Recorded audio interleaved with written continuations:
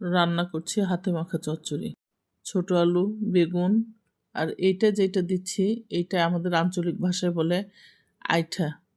কলার গাছের ভিতর যেটা থাকে এইটা। এখন একেক জায়গায় হয়তো একেক রকম বলে। এই তরকারিটা আমার বাসার সবার অনেক পছন্দের। আমার মেয়ে আর আমার সাহেবের কাছে তো অমৃত এই তরকারি। ওরা ২ দিন খেয়েও ৩ দিনের দিনও খোঁজ করবে, আম্মু এই তরকারিটা কি আছে? আমার মেয়ে আর আমার সাহেব এতটাই পছন্দ করে। আর এই তরকারিটা আমি সবসময় হাতে মাখিয়ে রান্না করি। মাছ দিয়ে মাখা হয়ে গেছে, একদিকে উঠিয়ে দিচ্ছি, আরেক দিকে করব ঢেঁড়স ভাজি। ঈদ হয়েছে বেশ কয়েকদিন হলো, এরপর থেকে সাদামাটা তরকারিগুলোই যেন অনেক বেশি ভালো লাগে। আর আমি পর্যায়ক্রমে সবজি কেটে এক একদিন এক একটা রান্না করছি। আমার নিজের কাছে অনেক বেশি ভালো লাগছে। এদিকে পেঁয়াজগুলো ভাজছি, ঢেঁড়স ভাজি দিব। ঢেঁড়সগুলো এত কচি, খেতে বেশ ভালো লাগবে। আজকে দুপুরের খাবারটা অনেক সাদামাটা কিন্তু অনেক বেশি মজার। আমার বাসাতে এই খাবারগুলো সবসময় সবাই পছন্দ করে। আরেক চুলায় বসিয়ে দিয়েছি ভাত, ধোয়া ওঠা ভাত। আর এই ২ তরকারির ঘ্রাণ যখন সারা বাড়িতে আমার মৌ মৌ করছে। আমার মেয়েটা গরম ভাতের সঙ্গে ঢেঁড়স ভাজি খাবে। যখন ভাজিগুলো নাড়ছিলাম মনে হচ্ছিল মেয়েটা আমার তৃপ্তি করে খাবে। ভাবতেই বেশ ভালো লাগে। আমাদের সব মাদেরই এইটা হয়। রান্নার সময় মনে হয় আমার সন্তান এটা খাবে, আমার হাজব্যান্ড এটা খাবে। আমার তো হয়, শুধু আমার একার হয় না, সবারই হয়। নেহা হয়েছে ওর বাবার মতো। একবেলা মাংস খেলে দ্বিতীয়বার আর মাংস খাবে না। আজকে দুপুরে খাবার টেবিলে বসেই বলছিল, আম্মু সকালবেলা মাংস খেয়েছি, আমি কিন্তু দুপুরবেলার মাংস খাবো না। তুমি কি রান্না করেছো?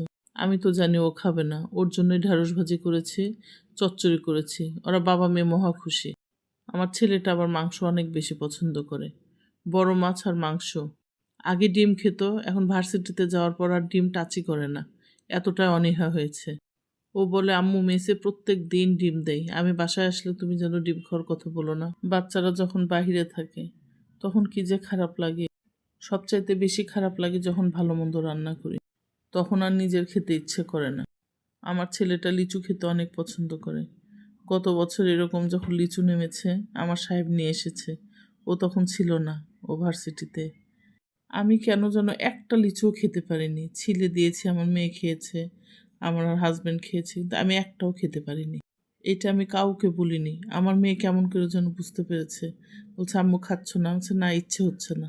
আমার সাহেব পরদিন অফিস ছুটি নিয়ে ছেলের কাছে গিয়েছে, যে ফলমূল নিয়ে ওকে খাওয়াই রেখে আসছে, ও রুমে কিছু দিয়েও এসেছে, বাবা তুমি খেও। আসার সময় লিচু নিয়ে এসেছে, নিয়ে এসে আমার মুখে দিচ্ছে, ভিডিও কলে ছেলেকে দেখাইছে, বলছে এখন তো খাও, তোমার ছেলেকে দিয়ে এসছি। তারপরে আমি খেয়েছি, ও না থাকলে আমি খেতে পারি না। এবার রোজার প্রথম দিকে ১৫ রোজা পর্যন্ত মেসি ছিল, তরমুজ নিয়ে আসছে, আমি সেটাও খেতে পারি না। কেন যেন ইচ্ছে করে খাই না, এটা না, আমি পারি না।